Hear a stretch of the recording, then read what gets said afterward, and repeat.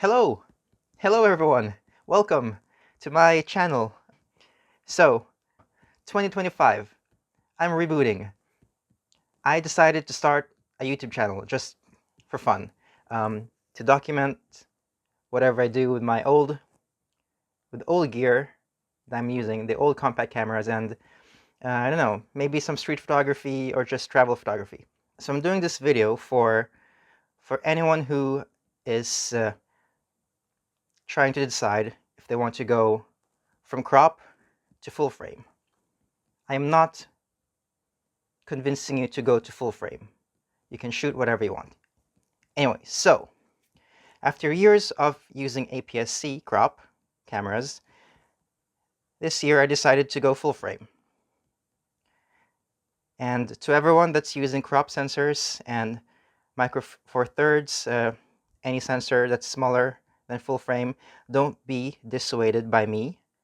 Remember, full frame was and is still called small format. Remember that. So, TLDR about my photography gear journey. I started with a Nikon D3 100. Later, I moved to the D7 1000, still Nikon, still APS-C, and then at around that time, the mirrorless boom was happening, and I switched to Fuji because I wanted my gear to be lighter. I had some wrist problems. I don't remember what it was. Anyways, I got tired fast, so I switched to Fuji. X Pro 1 to XE2, then I bought the XT2, and I finally settled to the XT3, and all these nice Fuji lenses right here. I was happy. I was content. I reached the goal. I reached the goal. This is enough to cover everything. Portraits, events, landscape. Could be an event too. Anyways, I was completely happy. I had no desire for new gear. So my friend has a Nikon Z6, the first version, which is a compact light camera, like the V2 here. So I tried it for fun. It was nice. I liked it, but he had a 24-70 S lens, and I thought it was really heavy. The body was light, but the lens was still heavy, so everything was heavy. So it was just like the DSLRs that I left. Then the YouTube algorithm got me. Yeah. It recommended me videos of the Nikon 18-75 and the 70-180. What are these lenses? I've never heard of them because I had this, I was happy, I was not researching for new cameras, but then I found out about these two. So I have the 70-180 Nikon, and then the Tamron 28-75 2.8. They're both 2.8, and this one is the version 2.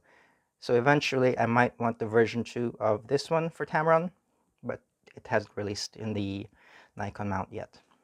These two lenses, the YouTube people, you guys were telling me, you guys were saying that these are fine lenses, they're okay.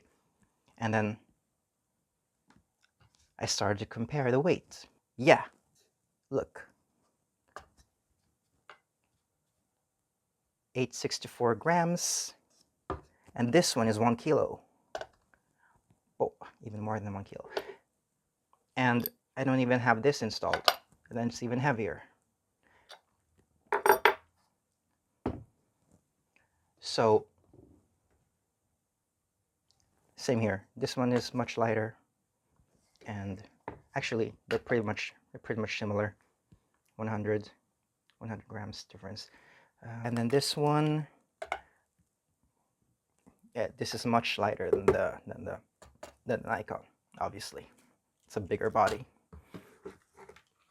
My Nikon one is not complete yet, so I'll remove this.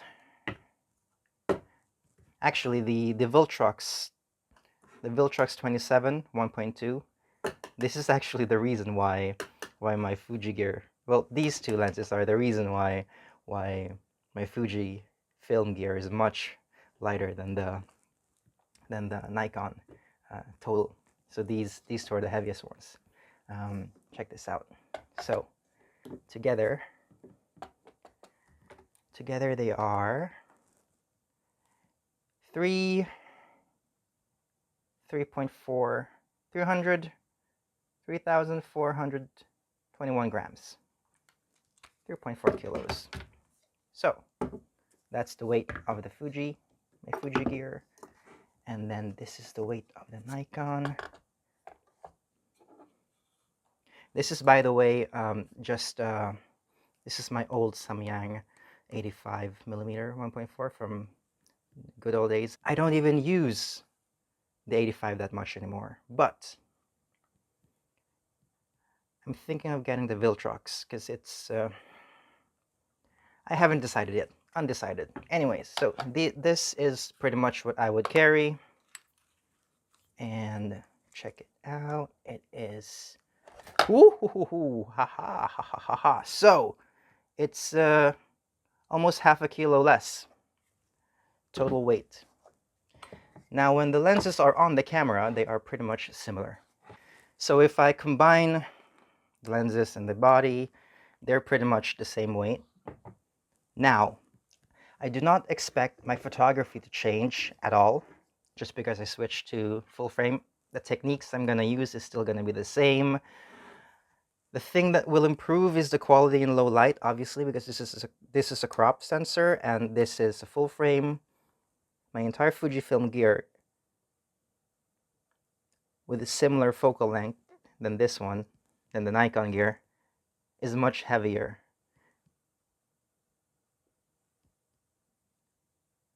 My whole problem with the full frame switch is that I didn't want a heavy gear. I didn't want a heavy bag. Now, these two lenses and this, the 40 f2, thank you. You made it much easier for me to decide. Now, of course, there's some sacrifices with the change in bodies. The Nikon Z8 will solve that problem, but that's a future thing. I'm gonna get used to it. I miss this type of tilt screen. The Nikon doesn't have it. It only has this. Every time I shoot portrait style like this, I'm like, oh, I miss this every time. Every time. I wish I had it. Nikon Z8, maybe that's my goal.